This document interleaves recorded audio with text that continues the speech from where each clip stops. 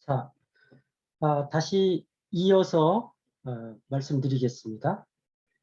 전 시간에는 주로 충남의 좀 지속 가능한 발전을 위한 주요 현안이 무엇이 있는가를 좀 짚어보았습니다. 그렇다면 이 시간에는 충남의 환경 이슈를 좀 중심으로 좀 짚어보려고 합니다. 자, 바로 출발하겠습니다. 자, 이게 우리가 흔히 언론은 사회를 비추는 거울이라고 말을 하죠.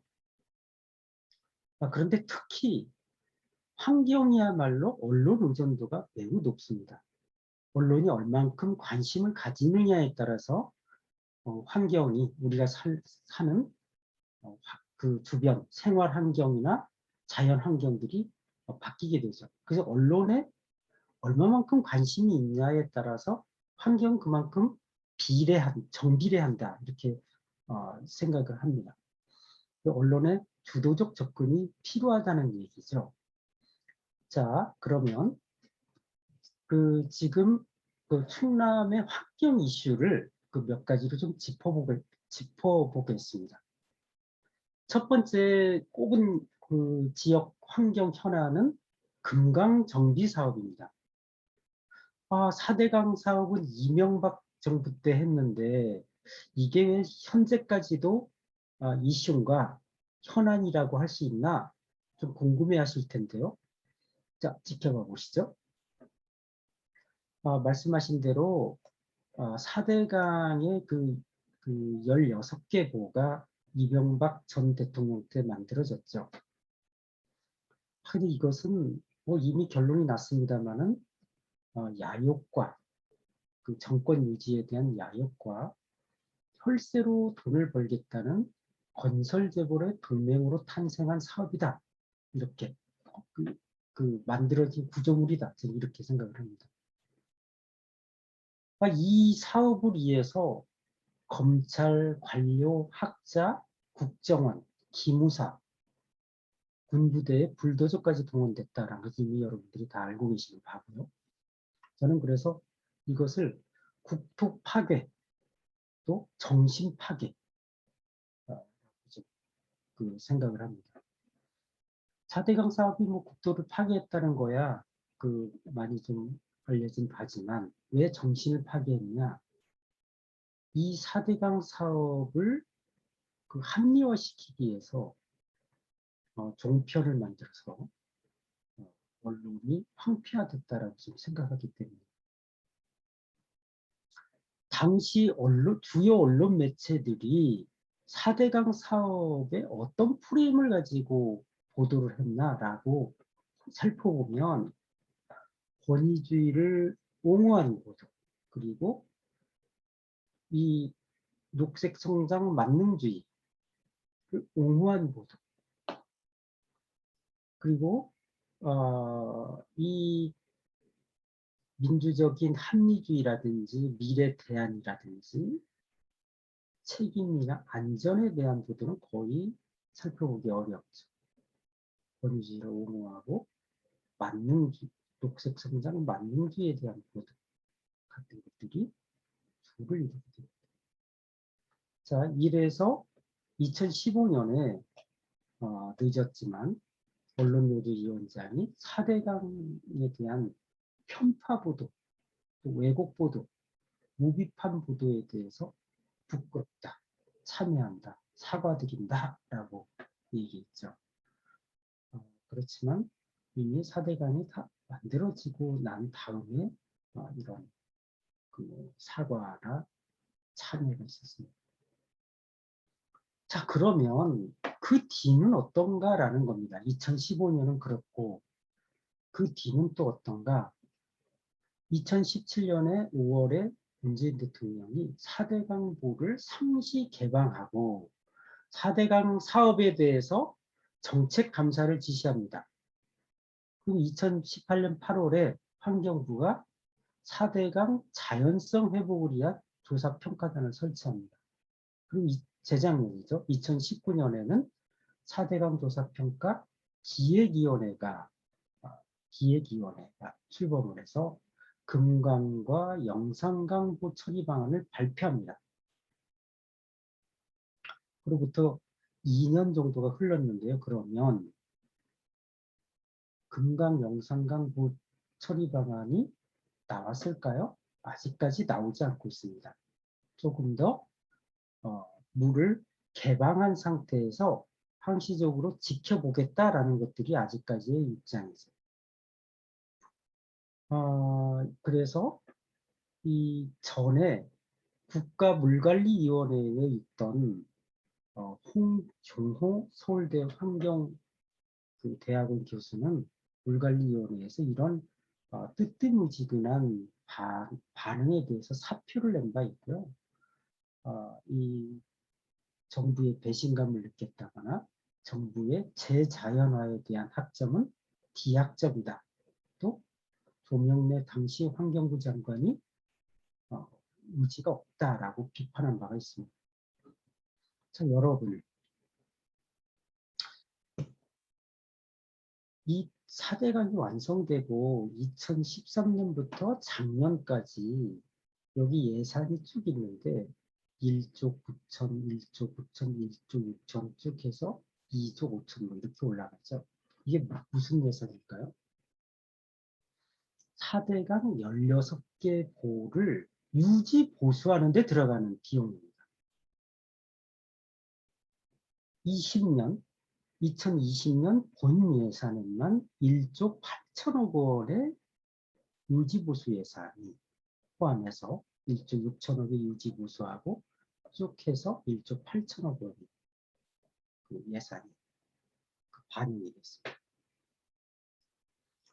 지금 스마트 홍수관리 시스템이라는 게 있는데 한국판 뉴딜 사업으로 추진 중인 배수시설 개선 사업입니다. 자, 한마디로 4대강 수변공원의 유지보수 예산만 완공 후 8년 동안 지자체가 중앙정부로부터 지원받은 예산 1조 4천억 원에 이르고 있습니다. 그러니까 만드는 데만 돈이 들어가는 게 아니라 유지 관리하는 데도 천문학적인 돈이 들어가고 있죠. 그런데 어떻습니까? 물이 깨끗하냐? 앞에서 본 것처럼 이렇게 녹조가 항상 창궐을 하고 있죠. 그래서 어떻게 했냐? 지금 4대강 보를 상시적으로 금강과 같은 경우 개방하는 것으로 이렇게 결정이 났죠. 그래서 개방을 한 상태에서 어떻게 영향이 있는 걸 좀 살펴보는 걸로 이렇게 했죠. 자, 4대강, 그런데 이제 그동안 언론은 어떻게 보도를 해왔냐. 4대강 보를 설치했더니 홍수 피해 예방이 확실한 효과가 있다, 이런 보도들이 아직도 이렇게 나오고 있습니다. 4대강 보를 설치했더니 홍수 복구비가 5분의 1로 줄었다든지 재난 복구비가 감소했다든지 또 홍수 예방 효과가 있다. 뭐 이런 보도들이 끊임없이 일어나고 있죠. 아니, 이게 지금 홍수 피해로 보면 금강의 경우에는 이 금강보, 세종보, 공주보, 부요보를 막기 전에도 이 본류를 통한 홍수 피해는 거의 일어나지 않았다라는 좀 말씀을 드리고요. 자, 그런데 이제 이런 보도들도 있습니다. 4대 강보를 장기간 개방했더니 멸종 위기종들이 돌아왔다는 겁니다. 이게 지금 언제 보도예요? 최근 보도서. 4대 강보를 열었더니 수달도 돌아왔고 기적 같은 일이 생겼다는 겁니다. 4대강이 수질을 맑게 하기 위해서 만들어 놨는데 4대강이 생긴 이후로 오히려 멸종위기종들이 사라졌고 이런 이제 수문을 열었더니 돌아오고 있다는 겁니다. 그런데 이 보도 보시죠. 공주시에서 백제문화재를 위해서 이 닫아놨던 공주보 수문을 다시, 열어놨던 공주보 수문을 다시 닫아달라는 민원을 내고 있다 했는데, 이게 지금 올해만 그런 게 아니고요. 최근 3년 동안 지속적으로 요구를 하고 있죠. 그랬더니 뭐라 그래요? 아니, 때려 부순다고 정부에서 수문을 개방한 다음에 수문을 개방한 효과가 크면 이걸 다 부순다고 했는데, 이 공주에서는 이 백제문화재 행사를 못 지를 판이니까 수문을 다시 닫아서 물을 채워달라고 요구하고 있다라는 이런 비판 보도가 있습니다. 이 오마이뉴스의 비판 보도는 수문을 닫아달라는 게 말이 안 된다는 보도인데, 또 다른 언론사에서는 아니 다시 물을 채워달라고 하는 거를 왜 때려 부수려고 하느냐라는 이런 정반대의 보도를 하고 있는 거죠. 자, 그래서 제가 이 4대강 사업에 들어가는 이 여전히 유지 보수비, 그리고 잘못된 보도로 인해서 만들어진 이 4대강 보호가 아직까지도 이게 철거되지 않고 있고 현재 진행형이다라는 것들을 좀 나타내고자 첫 번째 환경 뉴스로 좀 뽑았습니다. 두 번째 충남 환경 현안은 농사 지으면 안 되는 물입니다. 충남에 2018년 국정감사 자료인데요. 충남의 9개 담수의 수질이 심각하다 이렇게 되어 있습니다. 그 중에서도 보령호, 홍성호가 최악이다 이렇게 되어 있습니다. 얼마나 그러면 수질이 안 좋은가 살펴보니까 9개 담수의 수질이 전부 4등급 이하로 심각한 수준입니다. 삽교호, 성문호, 대호호, 간호로, 분암호, 부사호, 이원호, 홍성호, 보령호 이렇게 9개가 있는데 이 6등급입니다. 6등급이 이제 매우 나쁨인데 6등급 이상이 9개 중에 4개고요. 또 나쁨 5등급이 그 4곳으로 나타났고요. 4등급 약간 나쁨이 1개였습니다. 그러니까 나쁘거나 매우 나쁨이 대부분을 차지한다. 8개, 9개 중에 8개가 나쁘거나 매우 나쁘다라는 겁니다. 자, 삽교를 한번 보겠습니다. 삽교는 지금 충남의 6개 지자체가 사용하고 있습니다. 주로 농업용수로 쓰고 있죠. 근데 수질 개선 사업을 하고 있긴 합니다. 그래서 그 많은 돈이 투여가 되고 있는데, 지금 그래서 이거 수질 개선이 얼만큼 되고 있나 좀 눈여겨봐야 되는 거죠. 아까 삽교 수질이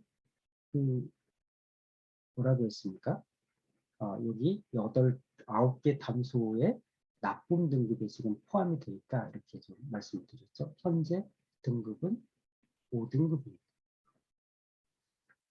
자, 지역별 시군별로 보도록 할게요. 시군에도 이렇게 이제 큰 담소 말고 이 조금 규모가 작은 농어촌 공사에서 농어촌 공사에서 농업용수를 이용하고 있는 많은 저수지들이 있습니다. 홍성에 총 21개의 저수지가 있는데 대략 제가 살펴봤더니 여기 나오는 여기는 이제 매우 나쁨이고요. 여기가 나쁨 등급입니다. 이 주황색이. 장국 저수지의 경우 매우 나쁘고요.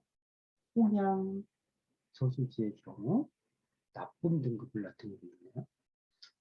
이 기준은 호수 수질 환경 기준인데요. TOC라고 해서 물속 유기질이 포함하고 있는 탄소의 양으로 오염 정도를 측정하는 겁니다. 그래서 매우 나쁨은 이렇게 빨갛게 나쁨, 아까 주황으로 했죠. 약간 나쁨 이렇고요. 좋음은 이렇게 청색 바탕으로 이렇게 좀 표시가 됩니다.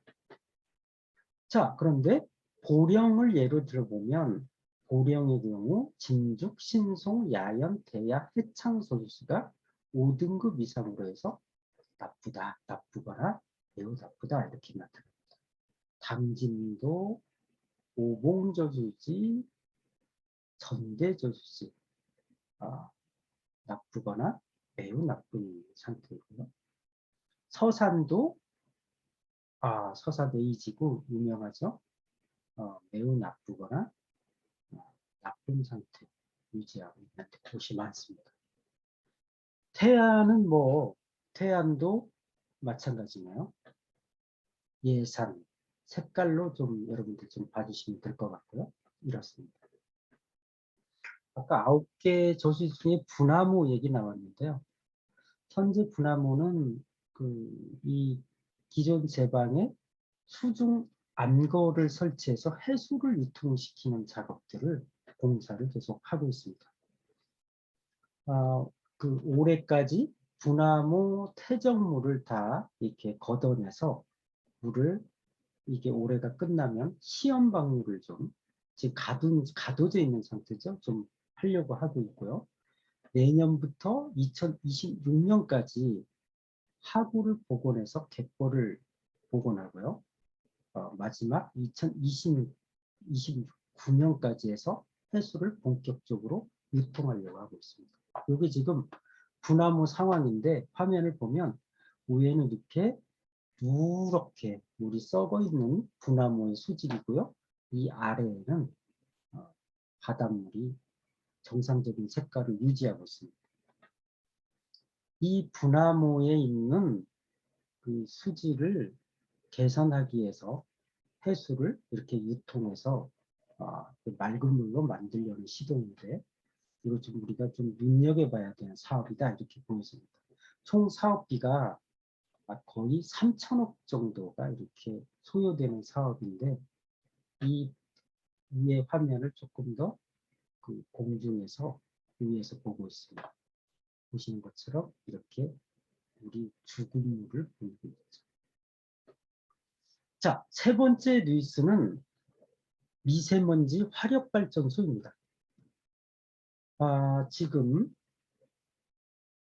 이 보령 화력발전소의 모습인데요. OECD 발표로 2017년 삶의 질 OECD 국가 중 대도시 미세먼지 농도가 가장 나쁜 국가가 이 한국으로 이렇게 꼽혀 있죠. 초미세먼지 지금 거의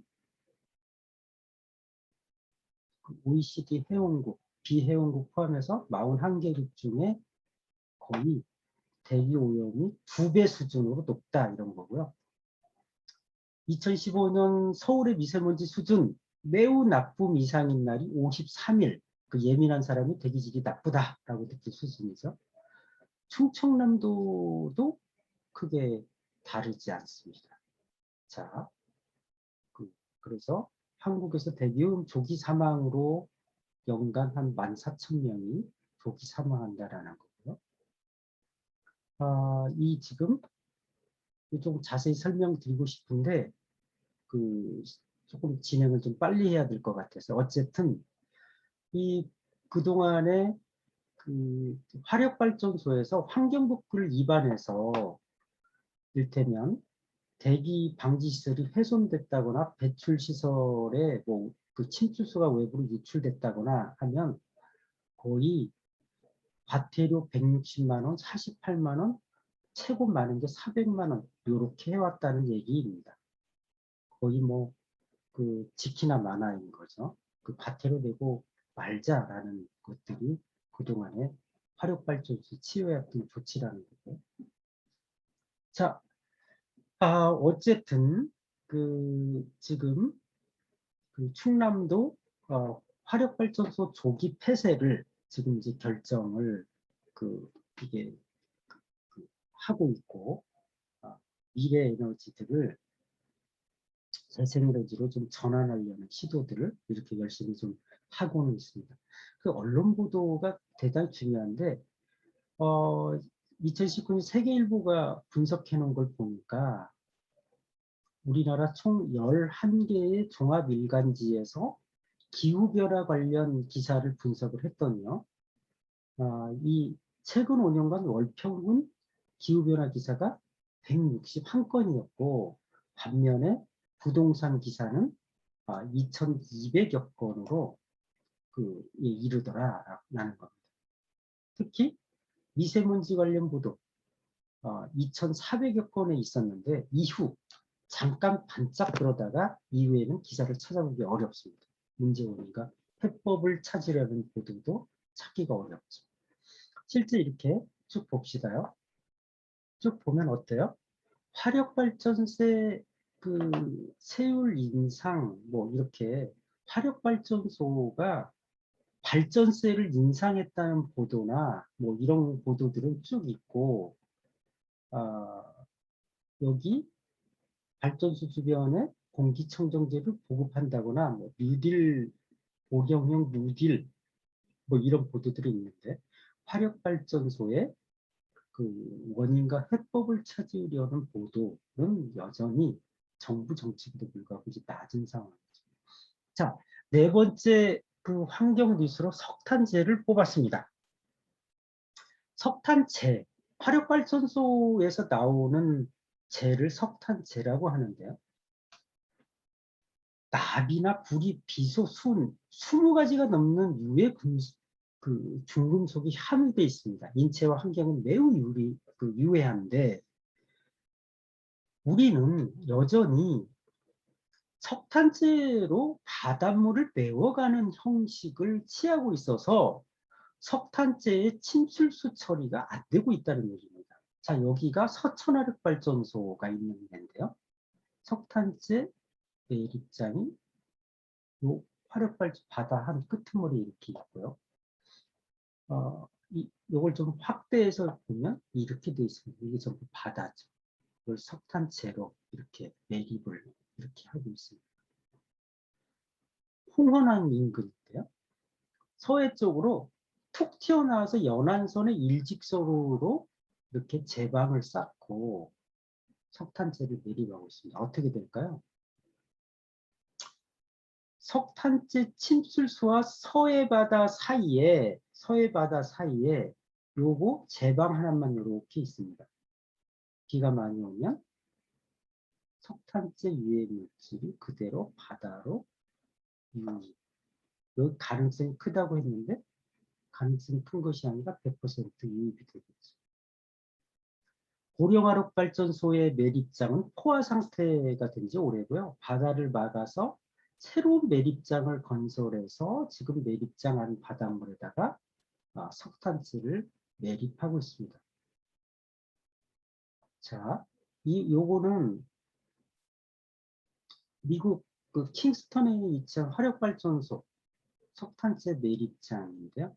2008년에 이게 제방이 붕괴가 돼서 앞에 있는 이게 에오리강이라는 데인데 에오리강으로 석탄재가 유입이 돼서 여기에 살고 있던 물고기가 떼죽음을 당하고 주택들이 석탄재에 완전히 파묻혀버리는 환경재앙이 일어났던 건데요.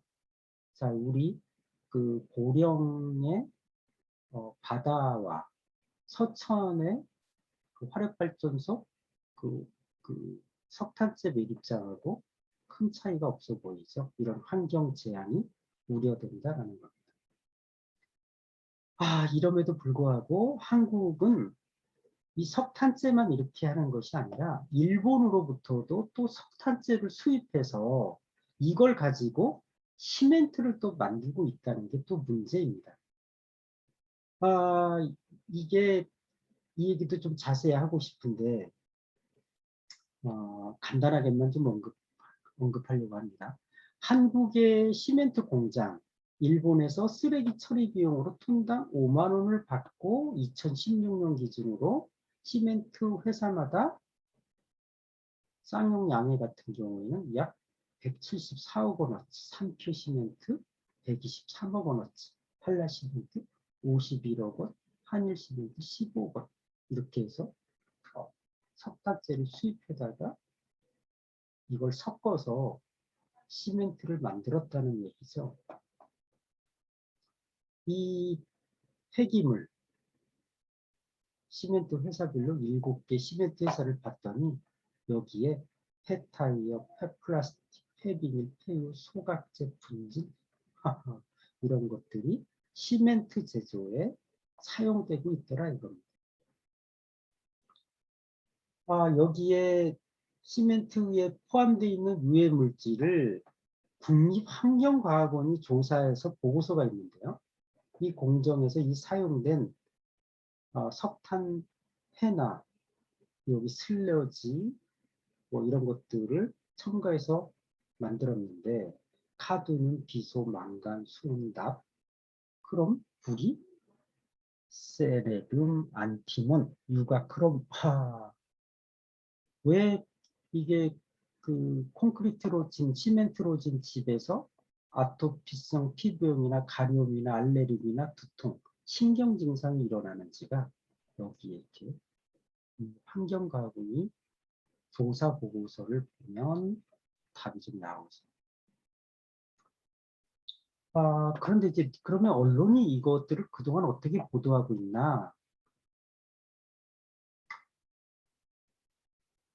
작년 8월 뉴스들만 한 번쯤 모아봤습니다. 그랬더니 태안 기업 도시 부지 조성 사업에 태안화력 석탄재를 사용한다고 오히려 이게 뭐랄까요? 미담 뉴스처럼 이렇게 나오죠. 그리고 남부발전 삼척화력 석탄재 재활용이 100만 톤을 돌파했다고 오히려 긍정적인 뉴스를 이렇게 보도하고 있습니다. 여기는 또 석탄재에서 히토류를 생산했다는 또 보도, 수입산 석탄재로 대체해서 그 남부 석탄재 첫 반출됐다 이런 뉴스. 반면에 한편에서는 광양시에서는 이 석탄재에서 유해 물질이 검출됐다. 그래서 고발했다. 광양시에서 황길동 매립지에 맹독성 청산가리 유해 물질이 나왔는데 여기에 석탄재 같은 것들이 함유되어 있었다는 거죠. 여기 석탄재 불법 매립에 해서 용토가 오염됐다라는 이 보도들이 있는 반면에 한편에서는 이렇게 석탄재를 사용하더니 미담 기사로 이렇게 또 보도되는 이런 상황을 좀 볼 수가 있습니다. 자, 5번째 충남 환경 현안으로 유해 화학 물질을 좀 뽑겠습니다. 고용노동부 산업재 통계로 보면요. 한 해에 1000명 가까이가 사망을 하는데 대부분 일터에서 노출된 유해 물질 때문에 목숨을 잃습니다.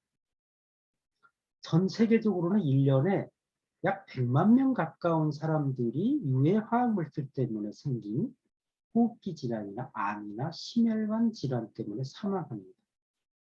세계에서 1억 3천만 종의 화학물질이 개발해서 널리 쓰이거나 개발됐고요. 널리 쓰이거나 존재하는 물질이 10만 종으로 이렇게 나타나고 있습니다. 시급히 독성 평가가 필요한 물질은 이 중에서도 10,000종입니다. 1만 종. 그런데 현재 독성 평가를 거친 물질은 많아야 3,000종이라고 합니다. 한국의 경우 4만 종의 화합물질을 사용하고 있는데 독성을 파악하고 있는 것은 전체 15%에 불과하다고 합니다. 자, 그러면 다시 들여다봅시다. 화학물질 관리 현황을 보면 시도별로 이렇게 배출량이 나와 있고요. 통계로 보면 충청남도도 이게 양이 전국 대비해서 적지 않습니다. 전라남도, 경기도, 울산 이쪽이 다음인데 경기도하고 비슷하다라는 거죠. 사고 현황, 그래서 사고 현황이 2013년부터 14년부터 작년 6월까지로 보면 사고 현황도 적지 않죠. 43건, 충청남도 상당히 많은 건수로 좀 보여지죠. 거의 그 울산하고 비슷합니다. 여기 공단 밀집되어 있는 전라남도도 높고요. 화학물질 그 시설들이 위치되어 있는 것을 이렇게 표시를 했는데요. 충남에 대단히 울산 이쪽하고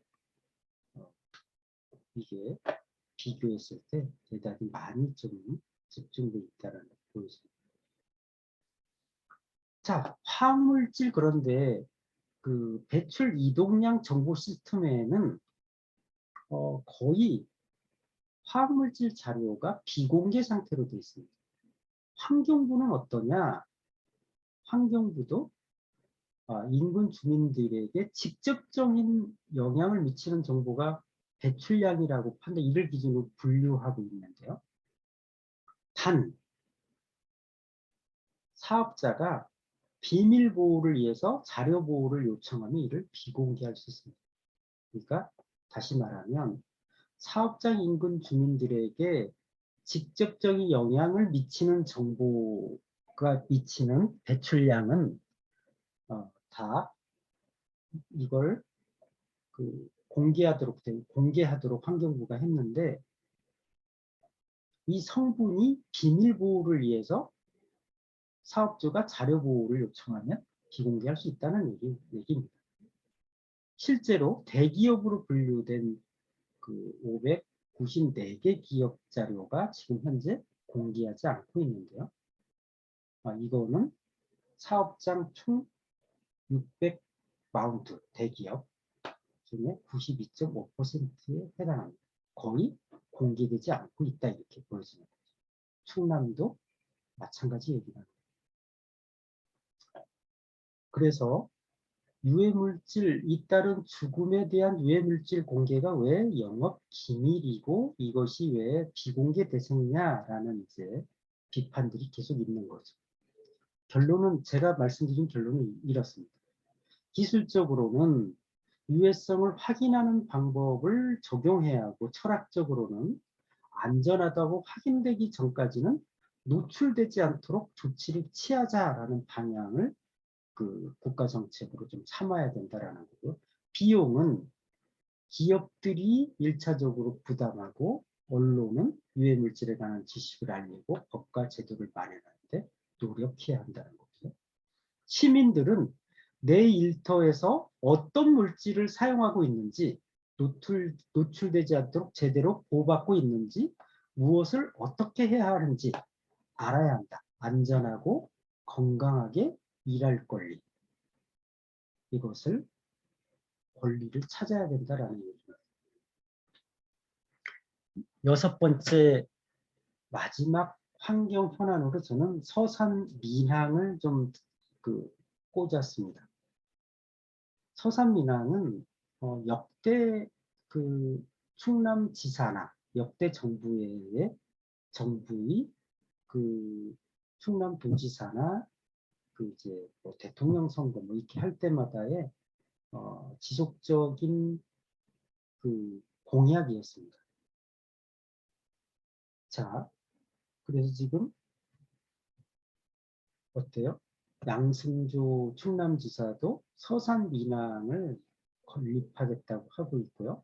지금 내년 대선 주자들도 앞다퉈서 이것을 공약으로 좀 내걸고 있습니다. 자, 그런데 이 서산 민항을 만들려면 500억 정도의 시설비가 들어가는데 운영비도 막대하게 들어가죠. 지금 이제 전국에는 14개의 공항이 있는데요. 군산, 청주를 포함해서 10곳의 지방공항이 2017년부터 매년 적자입니다.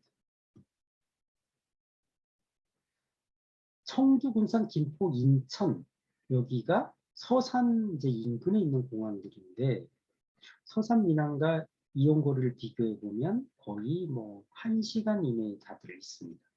그런데 때문에 어때요? 실제 그 서산 민항을 만들어 놓는다 하더라도 주 이용객이 서산, 당진, 태안홍성, 예산, 군민 정도다 이렇게 보여지는 거죠. 그러면 여기에 10곳의 지방공항이 중에 서산 민항이 만들어지면 완성 적자 11곳이 되겠죠. 그 무엇보다 적자일 뿐만 아니라 탄소 중립에도 역행한다는 건데요. 충청남도가 올해 9월 달에 국제 탈석탄 컨퍼런스에서 2050년까지 탄소 중립을 하겠다고 선언을 했습니다. 바람직한 일이죠. 그런데 이 그 공항에서 그 만들어지는 탄소 배출이라는 거는 자동차 비교가 안 되죠. 근데 다량의 탄소 배출을 유발하는 서산 민항을 유치하면서 탄소 중립이 가능할까? 뭐 이런 좀 모순이 생기는 거죠. 어쨌든 탄소 중립이 좀 역합니다. 지금 그 서산 민항 추진은 혈세 낭비고 탄소 중립에도 역행한다. 그리고 이거는 충남도민을 기망하는 거다. 이렇게 하고 있는데 여전히 충남지사는 이게 필요하다라는 입장을 좀 고수하고 있고요. 환경단체에서는 적자가 예상되고 탄소 중립에도 역행하니 포기하라라고 지금 갈등이 고조되고 있는 사안이기도 합니다. 자, 마지막입니다. 그러면 충남의 지속가능한 환경 보도를 위해서 좀 앞으로 어떻게 해야 될까라는 것들을 제가 뉴스로 좀 가지고 왔습니다. 자, 이 지금 전문가들이 분석할 때는 가을 태풍도 이제 온난화 탓이다라는 얘기들이 많이 나오고 있습니다. 예전하고 다르게 한반도로 수직 북상하는 이 태풍들이 이례적인 태풍 경로들이 계속 나타나고 있다는 거죠. 자, 짧게 좀 정리하겠습니다. 저는 앞으로 이 지속 가능한 환경을 위해서 장기적이고 분명한 목표를 세워야 되는데 아까처럼 충청남도처럼 2050년까지 탄소 중립을 선언하겠다라는 것들은 그래서 바람직하다라고 보여집니다. 이런 구체적인 목표를 좀 세워야 되겠다라는 겁니다. 파리 협정을 예로 들면 지구온난화를 1.5도로 제한하겠다. 이게 분명한 목표를 좀 세워야 되고요. 이 언론들도 이런 목표에 동행해야 된다는 얘기입니다. 두 번째는 환경 뉴스를 클리핑을 해서 단체 회원들과 뉴스를 나누고 이 언론사의 환경 보도량을 획기적으로 늘릴 필요가 있다라고 생각이 됩니다. 일반 시민들은 적극적으로 제보하고 제안을 해야 되겠죠. 2019년 세계일보 보도인데요.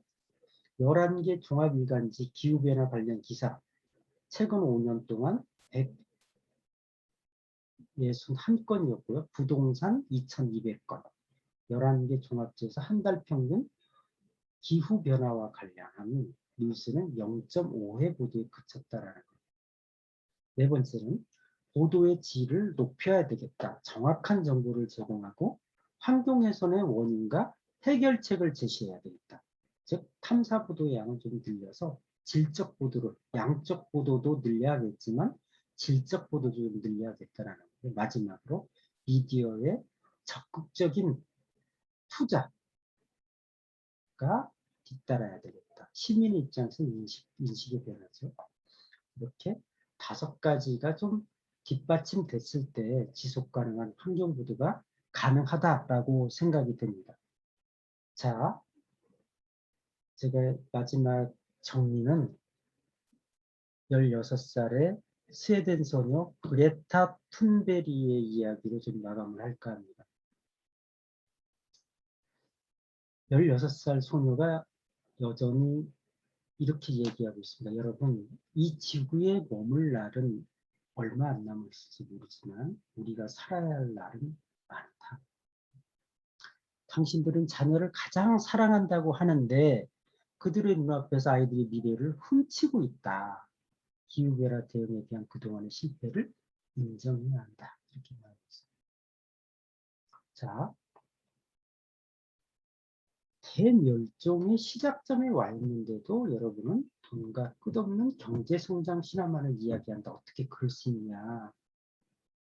여러분이 좋아하든 아니든 변화는 오고 있다.